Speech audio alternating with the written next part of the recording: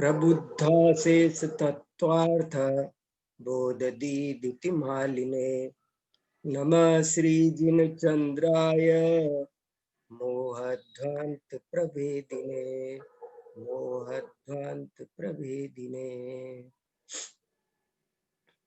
हम सब आप्त परीक्षा ग्रंथ का स्वाध्याय कर रहे हैं, जिसकी रचना आज से लगभग 1200 वर्ष पहले आचार्य विद्यानंद स्वामी ने की है।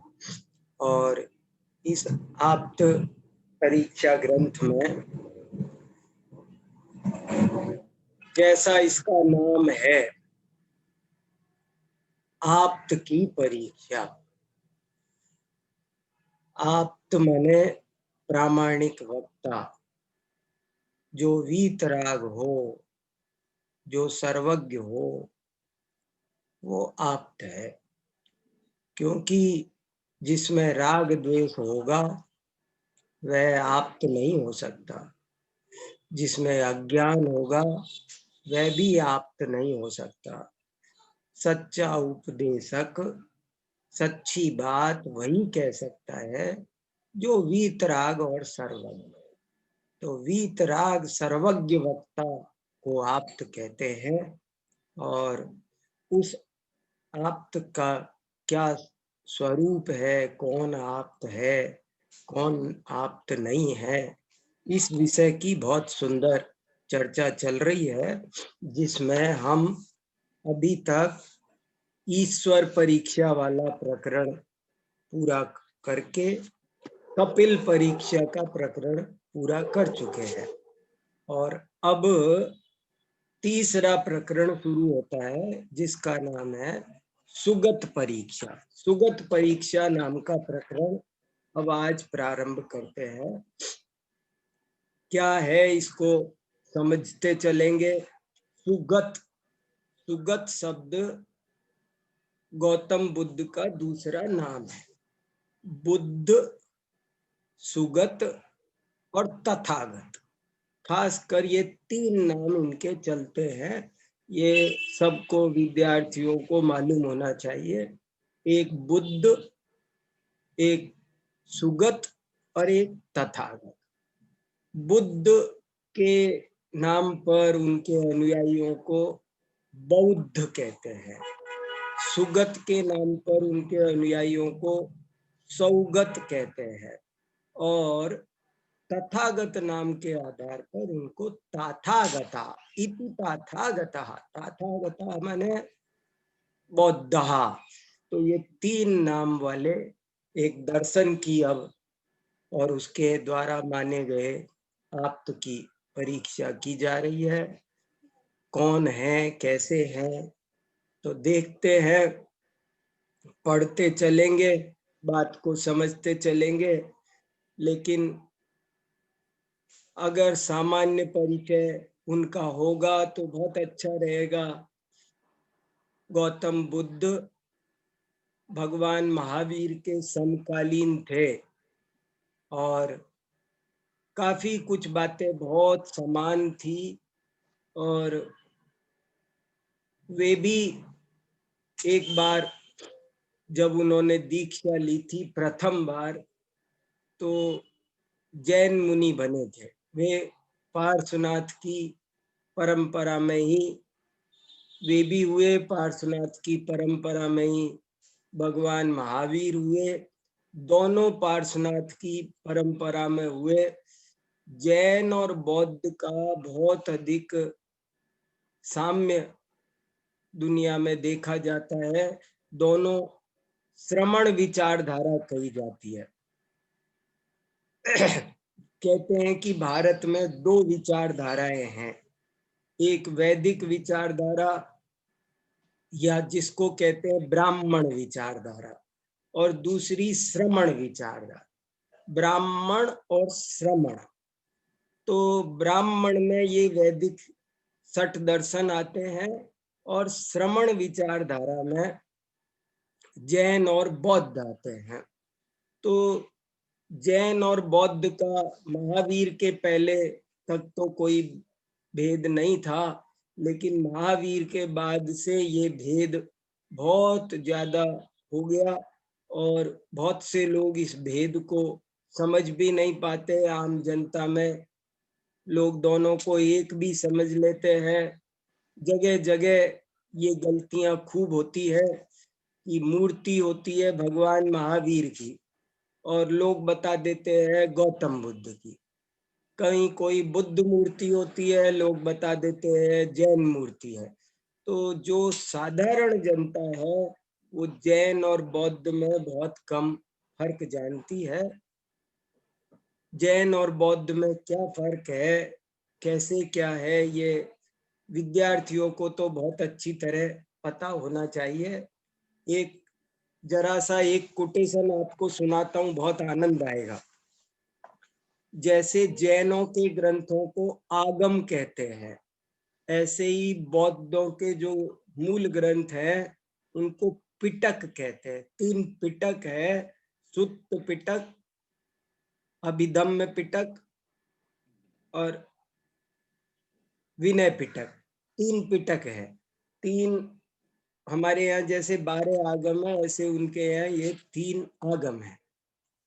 और इन 3 आगमों में एक जगह देखो क्या लिखा है, देखो उनके ग्रंथों में क्या लिखा है वो आपको बताता हूँ। जैन ग्रंथों में क्या लिखा है वो आपको बाद में बताता हूँ, लेकिन उनके ग्रंथों में एक महासिंहनाद सुत्त है, मध्यम निकाय का एक हिस्सा, 12वां नंबर का अध्याय है ये। और इस पाली भाषा में ये सब लिखे हुए हैं और इसमें लिखा है, देखो ओरिजिनल थोड़ा सा 2 शब्द सुन लो। अचेल को होमी, अचेल को होमी माने, देखो प्रकरण ये चल रहा है कि एक दफे किसी ने गौतम बुद्ध से कहा कि मैंने अभी एक नग्न दिगंबर मुनि को देखा और उनकी बुराई करने लगा। तो गौतम बुद्ध कहते हैं कि नहीं, उनकी निंदा मत करो, मैं भी पहले नग्न दिगंबर मुनि बना था और मैं वस्त्र रहित रहा, मैंने आहार अपने हाथों से किया, न लाया हुआ भोजन लिया, न अपने उद्देश्य से बना हुआ भोजन किया, न निमंत्रण से जाकर। ये मैं महासिंहनाद का जो मध्यम निकाय का 12वां सूत्र है उसका आपको हिंदी में अनुवाद सुना हूं। न निमंत्रण से जाकर भोजन किया, न बर्तन में खाया, न थाली में खाया, और न गर्भिणी स्त्री से लिया, न बच्चे को दूध पिलाने से वाली से लिया, न मलिन स्थान से लिया, न मैंने मांस मछली आदि कोई मांसाहारी वस्तु का सेवन किया, प्रासुक जल पिया। मैंने इसके बाद मैंने मस्तक दाढ़ी मूछों के केस लॉन्च किए, मत्सुलोच को भी होमी, केसुलोच को भी होमी, साफ साफ लिखा है। अचेल को, अचेलक का मतलब होता है चेल माने वस्त्र, तो मैं अचेलक रहा और केस लॉन्च किया, केस लॉन्च की क्रिया को चालू रखा, ऐसे मैं सब रहा। लेकिन बाद में मैंने इन सब को कठिन जानकर छोड़ दिया और ये मध्य मार्ग अपना लिया। वो मार्ग उत्कृष्ट था, इसलिए तुम उनकी आलोचना मत करो। मैं आपको ये बताना चाह रहा हूँ, जैन दर्शन के विद्यार्थियों को ये चीज पता होनी चाहिए। और ये संदर्भ मैंने अपनी जो ये पुस्तक है भारतीय दर्शन में आत्मा एवं परमात्मा, इसमें दे भी रखा है। और भी एक संदर्भ और बहुत इंपॉर्टेंट जानना जरूरी है, वो भी 1 मिनट में सुनो। और उसको राहुल सांकृत्यायन ने बौद्ध दर्शन नामक एक किताब लिखी है, उसमें पेज 38 पर उद्धृत किया है। किताब महल से 1989 में छपी है, बौद्ध दर्शन राहुल सांकृत्यायन, पेज नंबर 38। इसमें गौतम बुद्ध की वाणी है, उसमें साफ साफ लिखा है कि हे वत्स, जो कोई मुझे सर्वज्ञ सर्वदर्शी कहता है वह मेरे बारे में यथार्थ कहने वाला नहीं है, बल्कि वह असत्य से मेरी निंदा करता है। मैं आपको ये बात इसलिए सुनाई है कि हम आप्त की चर्चा कर रहे हैं, और आप्त वो होता है जो सर्वज्ञ हो। बौद्ध दर्शन में स्वयं ही सर्वज्ञता का निराकरण है। गौतम बुद्ध स्वयं ही सर्वज्ञ कोई हो सकता है, इसका वो कोई नहीं मानते, तो स्वयं सर्वज्ञ होने की बात भी मना करते हैं। तो ये बात कितनी आसानी से हमको समझ में आ जानी चाहिए। एक तो ये खास बात, और एक और कोटेशन सुनाकर वहां बढ़ता हूं। हमारे यहाँ देवसेन आचार्य ने एक दर्शन सार नाम का ग्रंथ लिखा है। देवसेन नाम के बहुत बड़े आचार्य हुए जिन्होंने नए चक्र भी लिखा है।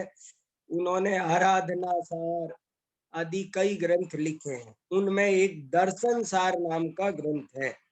उस दर्शन सार नामक ग्रंथ की छठी गाथा में ऐसा लिखा है श्री पाषाणातिथे सरयू तीरे पलाशनय रथो पिहिया सवस्य शिष्यो महासुदो बुद्ध कित्तमुनि की पार्श्वनाथ भगवान के तीर्थ काल में सरयू नदी के किनारे पलाश नगर में पिहिताश्रव मुनि महाराज से बुद्ध कीर्ति मुनि दीक्षा लेकर हुए, और बाद में मरी हुई मछली के मांस को निर्दोष समझकर, मरी हुई थी इसलिए निर्दोष समझकर खा जाने से साधुचर्या से भ्रष्ट हो गया, और तब उसने लाल कपड़े लिए और क्षणिक एकांत मत की स्थापना की। दर्शन सार की गाथा नंबर 6 और गाथा नंबर 7। ये पिहिताश्रव माने पार्श्वनाथ भगवान का भी नाम है। श्री पार्श्वनाथ तिथे, पार्श्वनाथ भगवान के शासन काल में, और पिहिताश्रव नामक आचार्य से उन्होंने दीक्षा ली थी, निर्ग्रंथ दिगंबर दीक्षा। बुद्ध ने ये बात जैन ग्रंथ भी कह रहे हैं और बौद्ध ग्रंथ भी कह रहे हैं। माने गौतम बुद्ध मूलतः जैन थे, ये बात सिद्ध हो रही है। और बाद में कैसे वे जैन मान्यता के अनुसार तो भ्रष्ट हो गए। बौद्ध मान्यता कहती है कि वो बहुत कठिन मार्ग था, इसलिए वे जो सही मार्ग मध्य मार्ग है उसमें आ गए, ऐसा वो कहते हैं। और एक इतिहासकार ने तो खोज करके यहाँ तक निकाला है कि ये जो पीताश्रव मुनि थे, माने जो आज से करीब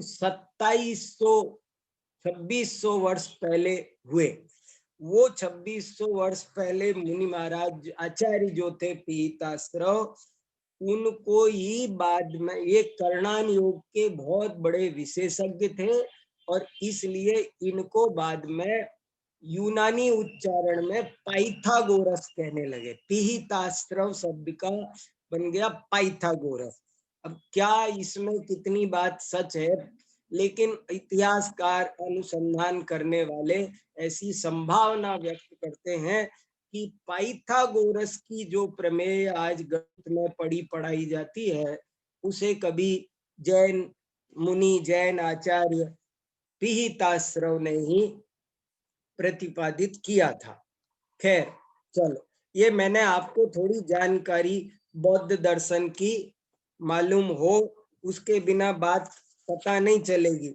फिर बौद्धों के जो चार, जैसे जैनों के 2 संप्रदाय है, दिगंबर और श्वेतांबर, ऐसे बौद्धों के 4 संप्रदाय है, वैभाषिक, सौत्रांतिक, माध्यमिक और योगाचार। इन 4 में भी फिर थोड़ा थोड़ा मामूली अंतर पड़ जाता है।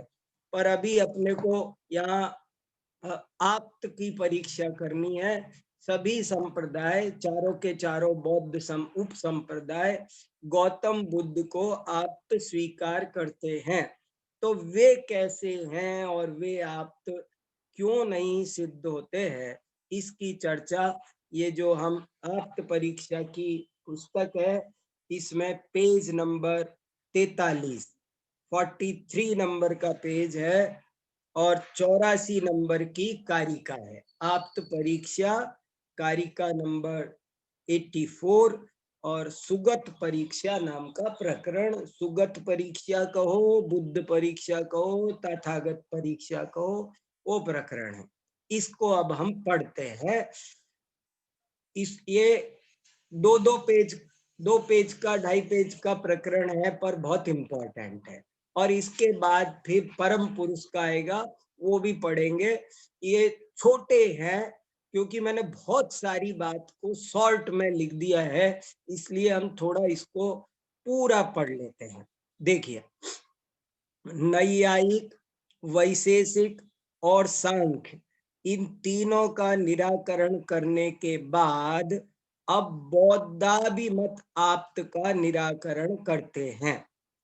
यथा सुगतोपि न निर्वाण मार्गस्य प्रतिपादक विश्व तत्वज्ञता पाया तत्वतः कपिल आदि की तरह, जैसे हमने कपिल का निराकरण किया, ऐसे ही सुगत भी निर्वाण मार्ग का प्रतिपादक सिद्ध नहीं होता है, क्योंकि उसमें विश्व तत्वज्ञता का अपाय है। तत्वतः माने रियली, वास्तव में सर्वज्ञता उनमें नहीं पाई जाती है।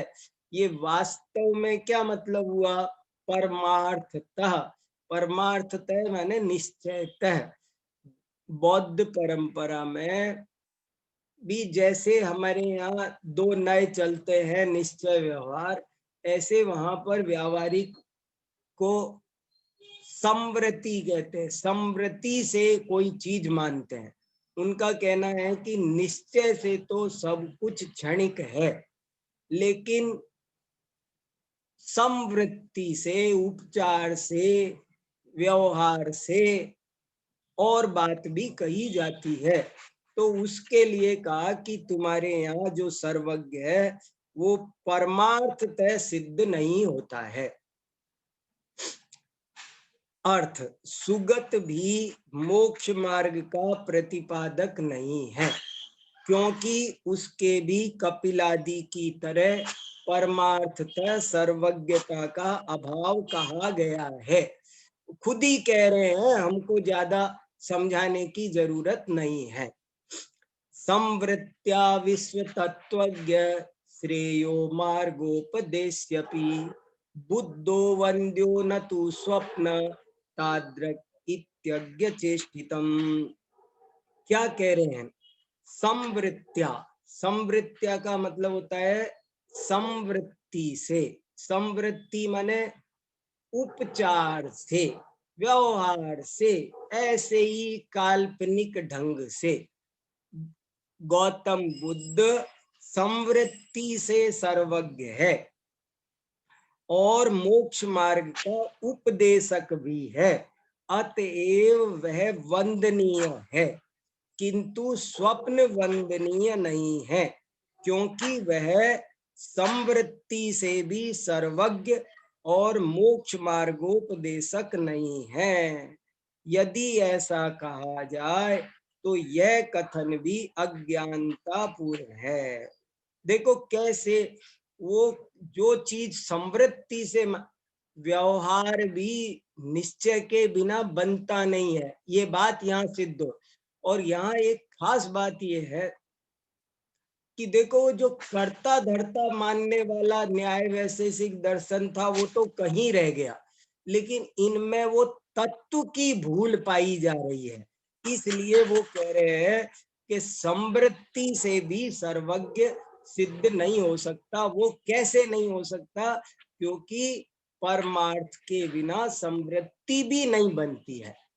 हमें ये पॉइंट अच्छे से समझ, इसमें जो अंडरलाइन करके और समझने लायक पॉइंट है वो ये है, परमार्थ के बिना संवृत्ति भी नहीं बन। और उदाहरण बहुत अच्छा दिया स्वप्न का, कि जो स्वप्न में हमने जो चीज देखी है वो यद्यपि सत्य नहीं है, स्वप्न में देखा, लेकिन सत्य नहीं होती तो स्वप्न में भी नहीं होती।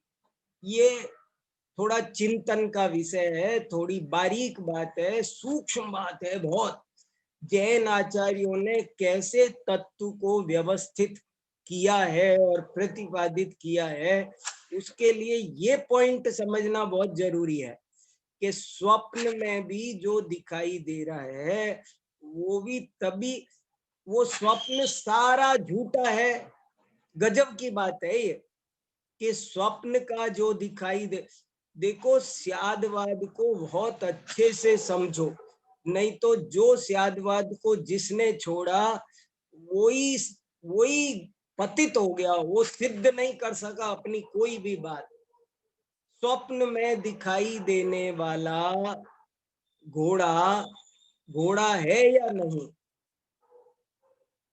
चित्र पर दिखाई देने वाला घोड़ा घोड़ा है या नहीं।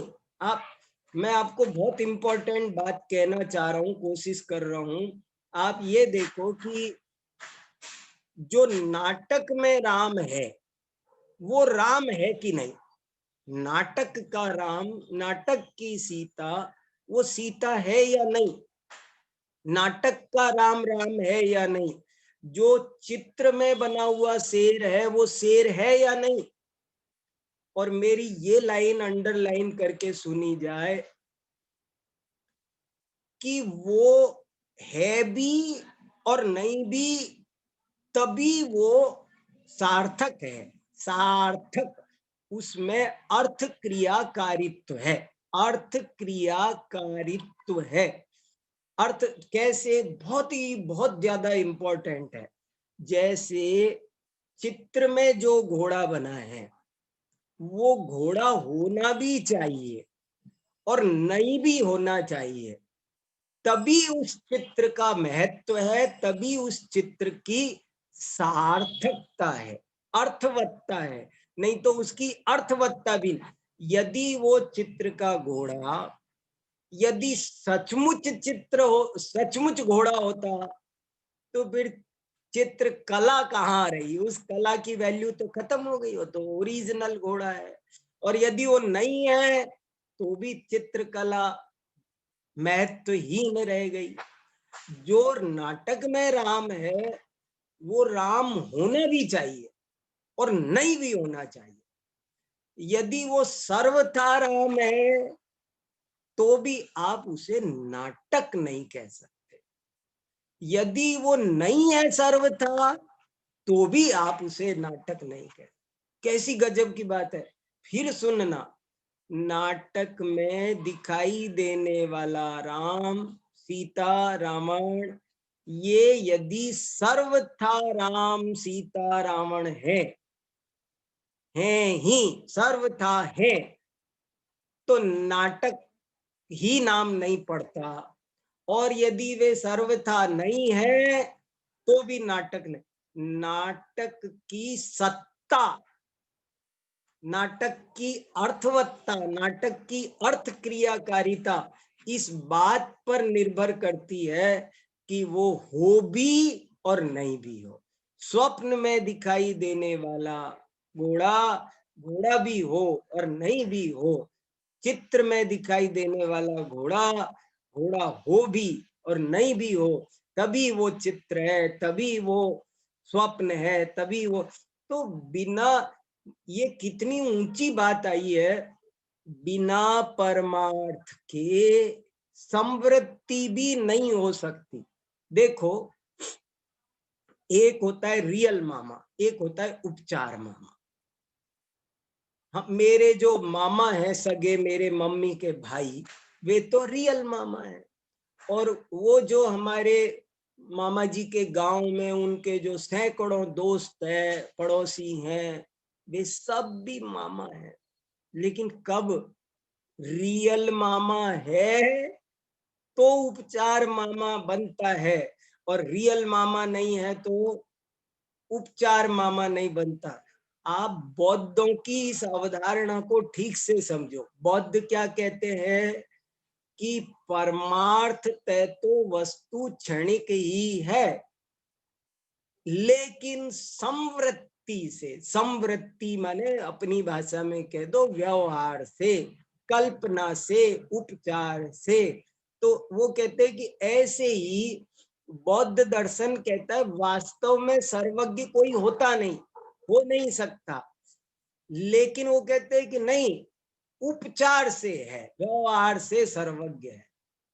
अब इन सब बातों को यदि हम गहराई से समझेंगे तो अपन भी तत्व प्रतिपादन में समझने में स्खलित नहीं होंगे, नहीं तो दिक्कत आएगी बहुत। देखो आगे पढ़ता हूं, बहुत अच्छा प्रकरण है। गौतम बुद्ध संवृत्ति से सर्वज्ञ है और मोक्ष मार्ग का उपदेशक भी है, अतएव वह वंदनीय है, किंतु स्वप्न वंदनीय नहीं है, क्योंकि वह संवृत्ति से भी सर्वज्ञ और मोक्ष मार्गोपदेशक नहीं है। यदि ऐसा कहा जाए तो यह कथन भी अज्ञानता पूर्ण है। यत्तु संवेदनाद्वैतम पुरुषाद्वैत वन्नतत् सिद्धेत स्वतोन्यतो वापि प्रमाणात् स्वेष्ट हानितः। तथा जो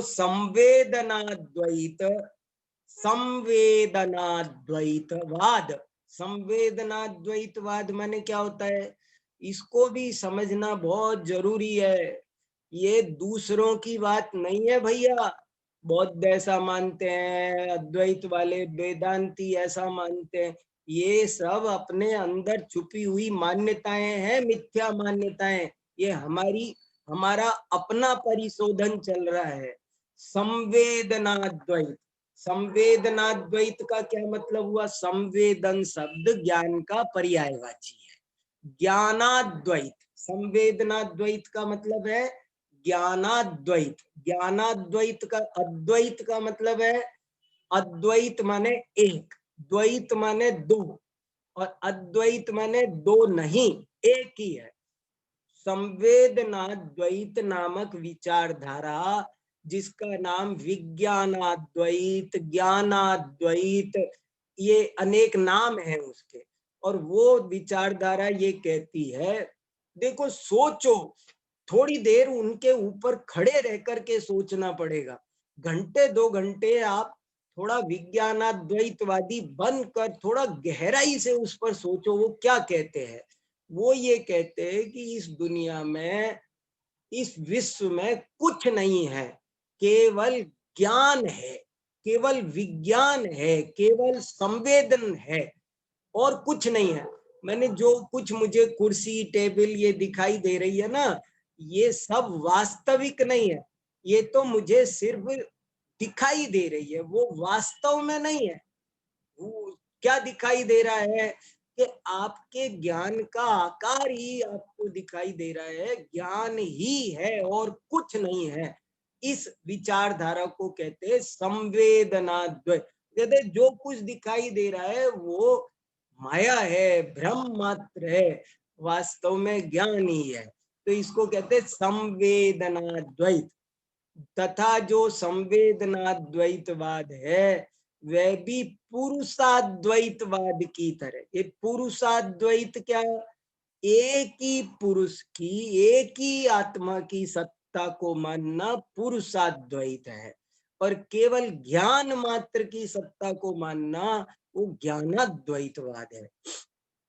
पुरुषाद्वैत की तरह स्वतः या परतः किसी भी प्रमाण से सिद्ध नहीं होता, क्योंकि अब ये बहुत इंपॉर्टेंट तर्क है। आप तर्क तो देखो, अकाट्य तर्क देखो। जैसे मैंने अभी आपको कहा कि नाटक का राम राम होना भी चाहिए, नहीं भी होना चाहिए, नहीं तो उसकी नाटकत्व खत्म है उसका, वो कुछ नहीं बचता, फिर खर विषाणवत, फिर वो गधे का सींग बचता है। ऐसे ही यहाँ एक बहुत गजब का तर्क दिया जा रहा है कि आप जिसे पुरुषाद्वैत कह रहे हो या संवेदन, ये बहुत इंपॉर्टेंट तर्क, फिर ध्यान दो जोरदार ढंग से। अद्वैतवाद सिद्ध नहीं होता है। कैसे? साफ साफ लिखा, स्वतः या परतः किसी भी प्रमाण, ये लाइन बहुत इंपॉर्टेंट है, बहुत ज्यादा।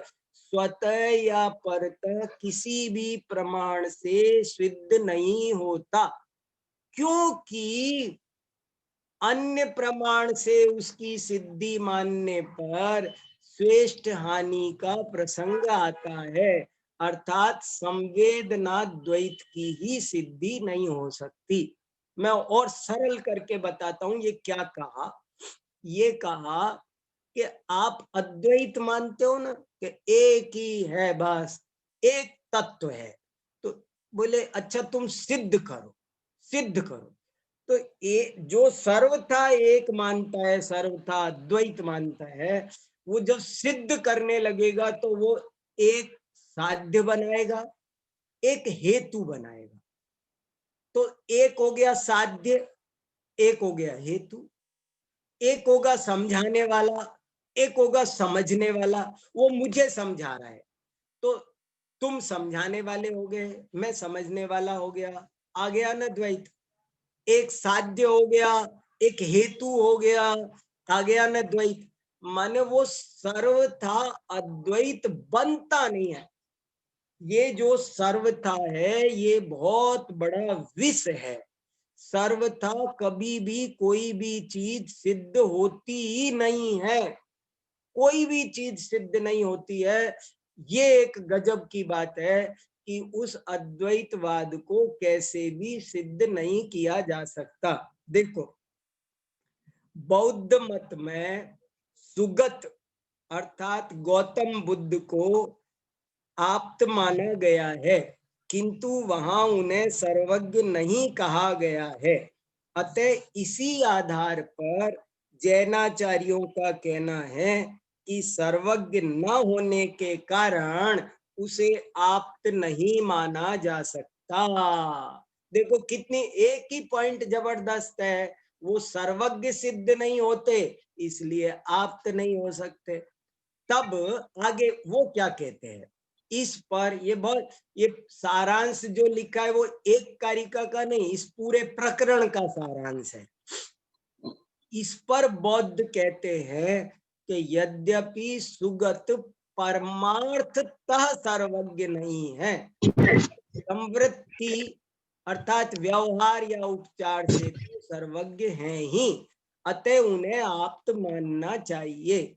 इस पर जैन कहते हैं कि फिर तो उनकी सर्वज्ञता भी पारमार्थिक सिद्ध नहीं हुई, व्यावहारिक या औपचारिक ही सिद्ध हुई, अतः उन्हें परमार्थतः आप्त नहीं माना जा सकता। जब वो सर्वज्ञ परमार्थतः नहीं है, उपचार से है, व्यवहार काल्पनिक है, तो उनका आप्तत्व भी काल्पनिक रह गया। बौद्ध मत में संवेदना द्वैत नामक सिद्धांत माना गया है, जिसके अनुसार इस विश्व में संवेदन अर्थात ज्ञान ही एक है।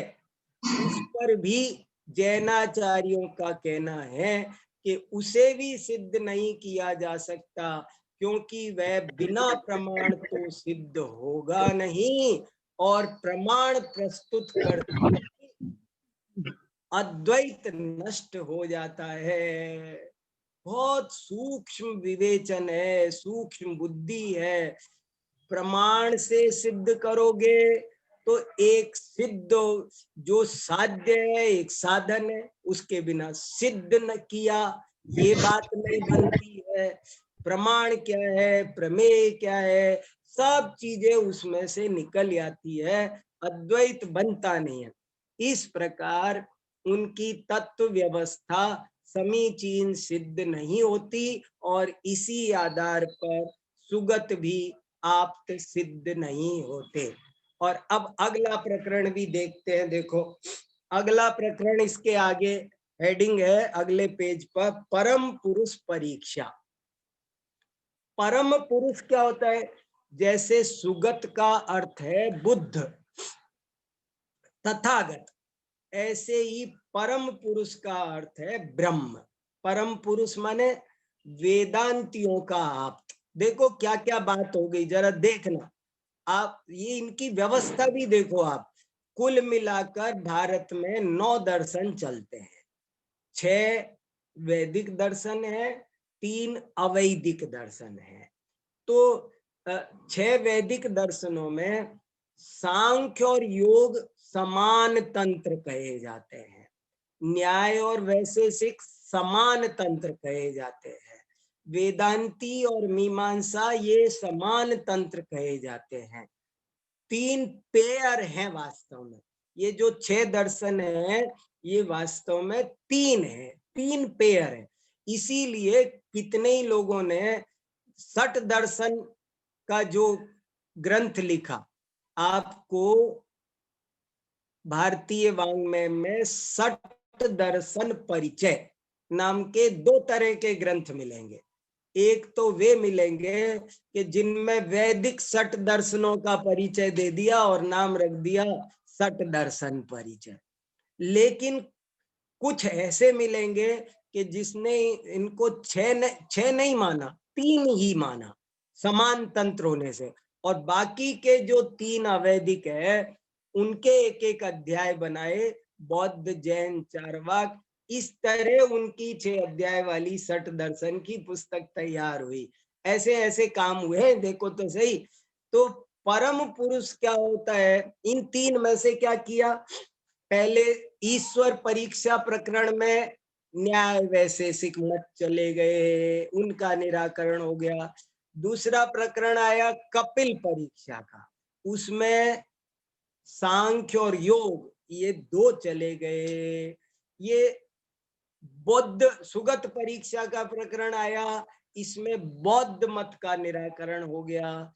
चारवाक आप्त को मानते ही नहीं है, वो भी हो गए। बचे वेदांत और मीमांसा। वेदांत को उत्तर मीमांसा कह देते, ये दोनों इतने समान हैं कि वेदांत को उत्तर मीमांसा कहते हैं और मीमांसा को पूर्व वेदांत कह देते हैं, इतने ये मिले जुले हैं दोनों। और इन दोनों का जो आप्त है उसको कहते हैं ब्रह्म। ब्रह्मवादी ये लोग हैं, ब्रह्म को ही आप्त मानते हैं, ब्रह्मा नहीं, ब्रह्म। ब्रह्म अलग चीज है, ब्रह्मा अलग है। वो कहते ब्रह्मा तो वो बाद में अन्य देवी देवताओं में है, ये उसको नहीं मानते। ये अद्वैतवादी हैं। एकमेव अद्वितीयम ब्रह्म नेह नानास्ति कश्चन आरामम तस्य पश्यन्ति न तम पश्यन्ति कश्चन। ये उनका प्रसिद्ध श्लोक है। क्या?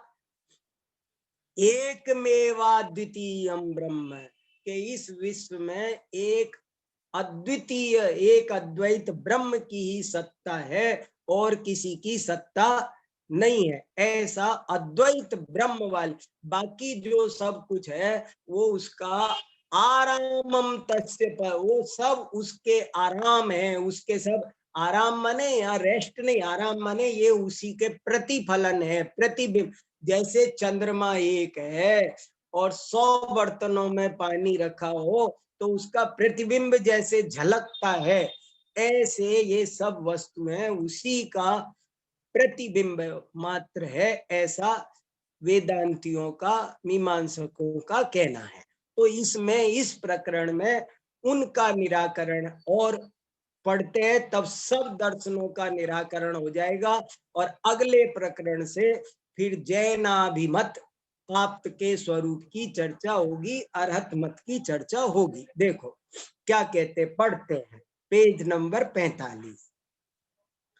यहाँ परम पुरुष का अर्थ है ब्रह्म, यहाँ परम पुरुष का अर्थ है ब्रह्म। इसे वेदांती आप्त के रूप में स्वीकार करते हैं। पूर्व में नैयायिक, वैशेषिक, सांख्य और बौद्ध द्वारा मान्य आप्त के आप्तत्व का निराकरण किया जा चुका है। अब वेदांताभिमत परम पुरुष या ब्रह्म के भी आप्तत्व का निराकरण करते हैं। ये ब्रह्म अलग है, बस इतना याद रखना, वो ब्रह्मा विष्णु महेश वाला ब्रह्मा नहीं है, ये अलग ब्रह्म है। सभी देवताओं के ऊपर वो कहते हैं एक ही शक्ति है, वही मूल है, वही सब कुछ है, और उसी का दूसरा नाम वो परम पुरुष कहते हैं। यद्यपि आप्त परीक्षा ग्रंथ में मूल में एक भी कारिका परम पुरुष या ब्रह्म के आप तत्व निराकरण की अलग से नहीं प्राप्त होती, किंतु 86वीं कारिका में विज्ञानाद्वैतवादी बौद्धों का निराकरण किया गया था और वेदांत मत उसी से मिलता जुलता है। अतः आचार्य देव माने आचार्य विद्यानंद स्वामी ने उसी कारिका की स्वपज्ञ टीका में, स्वपज्ञ स्वयं बनाई हुई टीका में इस प्रकरण, जिसका नाम क्या है, आप्त परीक्षा अलंकृति, उस स्वपज्ञ टीका में इस प्रकरण को उठाकर प्रस्तुत कर दिया है। इसका संक्षिप्त सारांश इस प्रकार है, वो कई पेज में संस्कृत में है, गूढ़ गंभीर है, हमने उसका सारांश यहाँ लिखा है। देखो, परम पुरुष या ब्रह्म का जैसा वर्णन आप करते हैं वैसा युक्ति से समीचीन सिद्ध नहीं होता है। यथा कैसे सिद्ध नहीं होता है? देखो, आप कहते हैं कि परम पुरुष प्रतिभास सामान्य चैतन्य स्वरूप है और वही पारमार्थिक है, क्योंकि देश काल व आकार का भेद होने पर भी प्रतिभास सामान्य का कभी कहीं अभाव नहीं होता। ये पैराग्राफ बहुत इंपॉर्टेंट है, वेदांत फिलॉसफी पूरी इस एक पैराग्राफ में आ गई। हमें बहुत, वो क्या कहा, परम पुरुष वो प्रतिभास सामान्य चैतन्य रूप पारमार्थिक एक है और देश का, काल का, आकार का भेद हो, पर वो जो ओरिजिनल है वो सामान्य है, उसका अभाव नहीं होता। वैसे ही जैसे मैं अभी उदाहरण दे रहा था ना, मान लो एक चंद्रमा एक है, लेकिन कोई कटोरी है, कोई गिलास है, कहीं बाल्टी है, कहीं भगोना है, अलग अलग साइज के भी हो सकते हैं, लेकिन उनके साइज, उनके काल, उनके आकार में भेद होने, ऐसे ही वो कहते हैं वो ब्रह्म एक है, लेकिन वही ब्रह्म हमको कहीं घड़ी रूप में दिखाई दे रहा है, कहीं रूमाल रूप में दिखाई दे रहा है, कहीं हमें मनुष्य, घोड़ा, गधा, जाने क्या क्या कितनी चीजों के रूप में दिखाई दे रहा है, पर है वो एक है, सामान्य है। बहुत ध्यान देना, वो सामान्य है, एक है, प्रतिभास सामान्य है, वो ही पारमार्थिक है, वो ही रियल है। जरा सी चूक हमसे हो गई तो बहुत बड़ी गलती हो जाएगी, हम भी तत्व को समझने में ऐसी भूल कर देते हैं। देखो, अब जैनों का उत्तर सुनो, वो क्या कहते, किंतु हम आपसे पूछते हैं, वेदांतियों ने जो कहा वो आपने सुन लिया, किंतु हम आपसे पूछते हैं कि यह जो प्रतिभा सामान्य है, वेरी वेरी इंपॉर्टेंट बात, वह समस्त प्रतिभास विशेषों से रहित है या सहित है? देखो, फंस गया ना वो, जिसे तुम प्रतिभास सामान्य कह रहे हो, वो प्रतिभास विशेषों से रहित है या सहित है? पहला पक्ष तो असिद्ध है, क्योंकि समस्त प्रतिभास विशेषों से रहित प्रतिभास सामान्य का अनुभव नहीं होता, किसी प्रतिभास विशेष से सहित ही प्रतिभास सामान्य का अनुभव होता है। ये पिछले में हमने क्या पढ़ा, सुगत परीक्षा में हमने एक बेसिक थ्योरी समझी, वो ये समझी कि बिना परमार्थ के व्यवहार नहीं होता। और परम पुरुष परीक्षा का एक लाइन में सारांश ये है, बिना विशेषों के सामान्य की सत्ता नहीं बनती, सामान्य भी सामान्य नाम तब पड़ता है, सामान्य नाम कैसे पड़ा? अनेक विशेषों में एकता का नाम ही तो सामान्य है। देखो गजब की बात है ये भैया, अनेक अनेक में एकता का नाम समानता है। तो जब अनेकता ही नहीं है तो समानता भी नहीं। समंत भद्राचार्य ने आप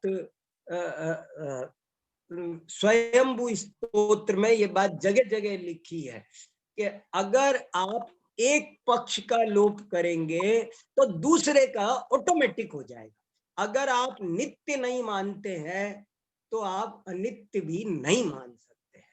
यदि आप अनित्य नहीं मानते हैं तो आप नित्य भी नहीं। यदि आप दुख नहीं मानते हैं, इस दुनिया में दुख कुछ नहीं है, तो आप सुख भी नहीं मान सकते। अगर आप सुख नहीं मानते तो दुख भी नहीं मान। अगर आप दिन नहीं मानते तो रात।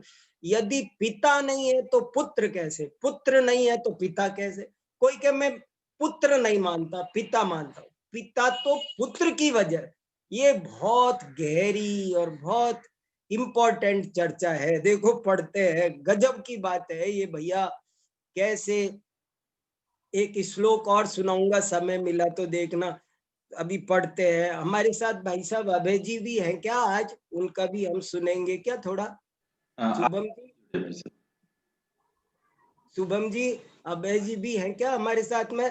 नहीं जुड़े भाई साहब आज। अच्छा, आज नहीं जुड़ पाए वो। हम उनको भी सुनते हैं ना, हर बार थोड़ा थोड़ा बहुत अच्छा सुनाते हैं। मैंने सोचा वो हो तो मैं आपको बहुत इम्पोर्टेंट बात बता रहा हूँ। देखो सुनो, हमारे पास में 10 मिनट बचे हैं।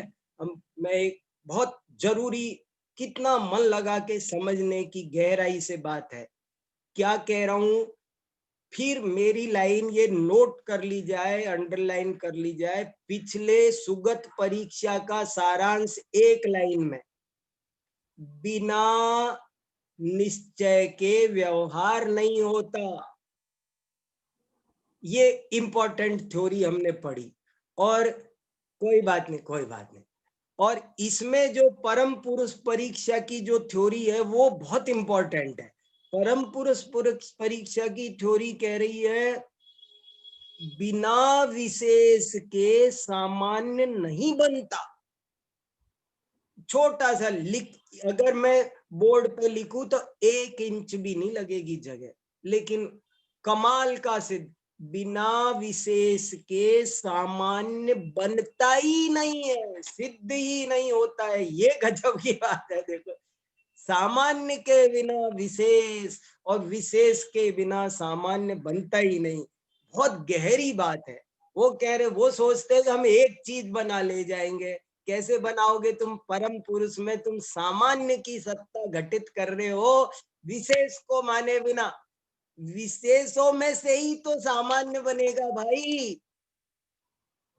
अनेक पर्यायों में व्याप्त होने वाला ही तो द्रव्य है। कैसी द्रव्य गुण पर्याय की थ्योरी समझना बहुत जरूरी है। मैं तो इस निष्कर्ष पर पहुंचा हूं, जो द्रव्य गुण पर्याय की थ्योरी को ठीक से नहीं समझता वो कोई चीज समझ नहीं पाएगा, क्लियर ही सिद्धि नहीं होगी। देखो आगे और पढ़ता हूं जरा सा। और भी हम आपसे पूछते हैं, और भी हम पूछते हैं कि प्रतिभास सामान्य, हा क्या गजब तर्क है। और भी हम पूछते हैं कि प्रतिभास सामान्य सामान्य रूप है अथवा द्रव्य रूप है। यदि पहला पक्ष स्वीकार करें तो वह सत्ता रूपी ही है, क्योंकि प्रतिभास सामान्य ही पर सामान्य रूप से व्यवस्थित। या द्रव्य का मतलब प्रत्येक अलग, हमारा द्रव्य नहीं, वो जो पर्यायों में व्याप्त एक द्रव्य का मतलब एक एक वस्तु, ये घड़ी, चश्मा, कागज, पेपर, वो कैसे है। और देखो जरा सा, तात्पर्य यह है कि प्रतिभास मैं इस प्रकरण को पूरा करना चाह रहा हूं आज, फिर अगली बार से हम अरत परीक्षा प्रारंभ करेंगे। तात्पर्य यह है कि प्रतिभास सामान्य ही सत्ता या पर सामान्य रूप है, और सामान्य बिना विशेषों के बन नहीं सकता। ये अंडरलाइन है, ये सामान्य बिना विशेषों के बन नहीं सकता। क्रांतिकारी वाक्य है, जैन दर्शन का सारांश इसमें भरा पड़ा, अमृत है इसमें। सामान्य बिना विशेषों के बन नहीं सकता, अतएव द्वैत का प्रसंग प्राप्त होता है। इस प्रकार यह स्पष्ट हुआ कि प्रतिभास सामान्य भी प्रतिभास विशेष के बिना सिद्ध नहीं होता, और ऐसी स्थिति में प्रतिभासाद्वैत या विज्ञानाद्वैत या संवेदनाद्वैत भी सिद्ध नहीं होता। अरे जब देखो, सोने की पर्याय, वो कहते हैं ना, मुझे ना अंगूठी भी नहीं चाहिए, चेन भी नहीं चाहिए, मुकुट भी नहीं चाहिए, मुझे बिस्किट भी नहीं चाहिए, मुझे सोना चाहिए। तो मिल सकता है क्या बताओ? मुझे फल सामान्य चाहिए, कोई के मिठाई खिलाओ, नहीं मुझे नहीं, और मिठाई चाहिए, तो बिना विशेषों के सामान्य कैसे बनेगा? ये गजब की बात है, और ये यहाँ कही जा रही है। वेदांती देखो बहुत बढ़िया, प्रतिभास विशेष हैं तो, पर वे सत्य नहीं है। अब देखो, जब देखो हिल गई उसकी चूल, वो कह रहा है, जब जैन आचार्यों ने कहा बिना विशेष के सामान्य की सत्ता बनती नहीं भाई, तो कह रहा है आप जानते हैं वेदांतियों में दो तरह की विचारधारा चलती है, एक अद्वैत वेदांत कहलाते हैं, एक विशिष्टाद्वैत वेदांत कहलाते हैं। विशिष्टाद्वैत वेदांत वाले द्वैत पूर्वक अद्वैत मानते हैं, माने दोनों मानना पड़ा। देखो आप गजब की बात देखो, तो वेदांती क्या कह रहा है? प्रतिभास विशेष हैं तो, पर वे सत्य नहीं है, पारमार्थिक नहीं है। जैन वो औपचारिक है, वैसी बौद्धों जैसी बात करेगा। जैन ऐसा भी नहीं कह सकते, क्योंकि इस तरह तो फिर प्रतिभास सामान्य भी पारमार्थिक नहीं सिद्ध होगा। पुनश्च ज्ञानाद्वैत को मानने पर ज्ञान ही ज्ञेय रूप भी प्राप्त होगा, है ना?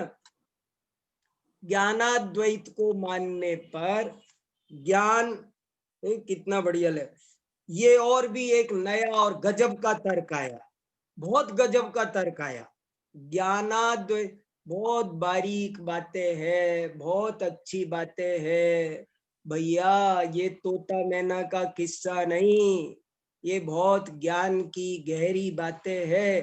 तत्व निर्णय करके मुक्ति प्राप्त कर लेना कोई आसान काम नहीं है। देखो देखो कितनी बढ़िया, ज्ञानाद्वैत को मानने पर ज्ञान ही ज्ञेय रूप भी प्राप्त होगा, और ऐसी स्थिति में पुरुषाद्वैत के स्थान पर ज्ञेयाद्वैत सिद्ध हो जाएगा। क्या गजब का तर्क है! जैन आचार्यों की तर्क क्षमता तो देखो, कि जो तुमने कहा, देखो सुनना क्या कहा, ज्ञेयाद्वैत कैसे बना?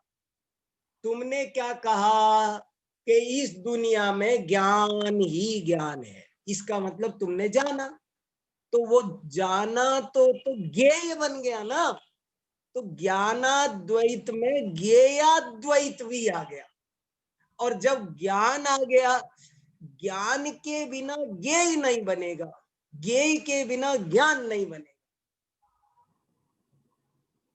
हाँ, ये बहुत ऊंची बात चल रही है भाई, किसी को कठिन लग रही हो, किसी को क्या, लेकिन देखो जैन दर्शन कितना बड़ा विज्ञान है, कैसी अद्भुत सुंदर व्यवस्था बना के चल रहा है। ज्ञान के बिना ज्ञेय नहीं बनता, ज्ञेय के बिना ज्ञान नहीं बनता, सुख के बिना दुख नहीं, दिन के बिना रात नहीं, नित्य के बिना अनित्य नहीं, एक के बिना अनेक नहीं, कैसे बनेगा? पिता के बिना, कोई के मैं पति हूं, पत्नी नाम की कोई चीज नहीं मानता, अरे पति है तो किसी पत्नी का, स्त्री है तो पुरुष, सब अंधेरा है तो उजाला है। एक बहुत अच्छा श्लोक हमारे आचार्यों ने लिखा है, बहुत गजब का। एकोदरा पृथक ग्रीवा अन्योन्य फल भक्षिण असहंता तम विनश्यन्ति भारुंडा विपक्षिण। के एक भारुंड नाम का पक्षी होता था पुराने जमाने में, आज उसकी प्रजाति लुप्त हो गई है, पाया नहीं जाता है, लेकिन पहले बहुत होता था। वो आचार्यों ने पंचतंत्र में भी उसका उदाहरण मिलता है। पक्षी भारुंड नाम का पक्षी बहुत बड़ा होता था, हाथी जैसा, हाथी जितना बड़ा, वजनदार, और उसके दो मुंह होते थे, और जब भी खाना खाए तो बहुत बड़ा शरीर होता था, तो दोनों मुंह से खाना खाता था। एक बार उसके दोनों मुंह में झगड़ा हो गया आपस में ही। एक मुंह दूसरे मुंह से कहने लगा, तू ज्यादा खाना खा रहा है, मुझे कम खाने दे रहा है, ले मैं तुझे जहर खिलाता हूं। और एक मुंह ने दूसरे मुंह को जहर खिला दिया, क्या सोचकर कि वो मर जाएगा। लेकिन वो नहीं मरा, वो क्या मरा, वो भी खुद भी मर गया। कहने का मतलब ये, आप समझे ना मैं क्या उदाहरण हुआ, कि वो समझता है कि हम इस मुंह को मार रहे हैं, मैं बच जाऊंगा। अरे वो तुम नित्यता को नष्ट करोगे तो अनित्यता भी नष्ट हो जाएगी, द्वैत को नष्ट करोगे तो अद्वैत भी नष्ट हो जाएगा। इस बात पर आप गहराई से चिंतन करेंगे तब आपको माल मिलेगा। देखो कितनी, जरा सा 2 लाइन और बची है, उसको पूरा करते हैं। ज्ञान के अभाव में ज्ञेय कैसे सिद्ध होगा, ज्ञेय के अभाव में भी ज्ञान कैसे सिद्ध होगा। देखो अकेले ज्ञेय ही ज्ञेय मानो, नहीं पॉसिबल है। ज्ञान ज्ञेय का अविनाभाव है, ज्ञान है तो ज्ञेय है, ज्ञेय है तो ज्ञान है। स्वप्न इंद्रजाल आदि में भी तो वेदांती कहता है, क्या बात कर रहे हो, हमको स्वप्न में इंद्रजाल, इंद्रजाल माने जादू, जब जादू होता है, स्वप्न होता है, तब तो हमको बिना ज्ञेय के कोरा ज्ञान दिखाई देता है। हमको कोई जादूगर ऐसे ही आम दिखा देता है, आम होता तो है नहीं, तो वहां ज्ञानाद्वैत हुआ कि नहीं, अकेले ज्ञान की सत्ता मिली कि नहीं, बिना ज्ञेय के ज्ञान हुआ कि नहीं। बहुत इंपॉर्टेंट बात चल रही है भैया ये। तो जैन क्या उत्तर दे रहे हैं, नहीं, वहां भी ज्ञेय सामान्य का सद्भाव होता है, अतः ज्ञान को स्वीकार करने वाले को ज्ञेय भी स्वीकार करना अनिवार्य है, अन्यथा ज्ञान भी सिद्ध नहीं होगा। ये लाइन अंडरलाइन करने की थी। ज्ञान को स्वीकार करने वाले को ज्ञेय भी स्वीकार करना अनिवार्य है, अन्यथा ज्ञान भी सिद्ध नहीं होगा। इस प्रकार पुरुषाद्वैत या विज्ञानाद्वैत सिद्ध नहीं होता, और इसीलिए परम पुरुष भी आप्त सिद्ध नहीं होता। ये बहुत इंपॉर्टेंट चर्चा थी। किसी को कोई बात कहनी पूछनी हो तो आप कहो, बाद में मुझे भी 2-3 बातें और कहनी थी, लेकिन वो मैं अगली बार कह दूंगा।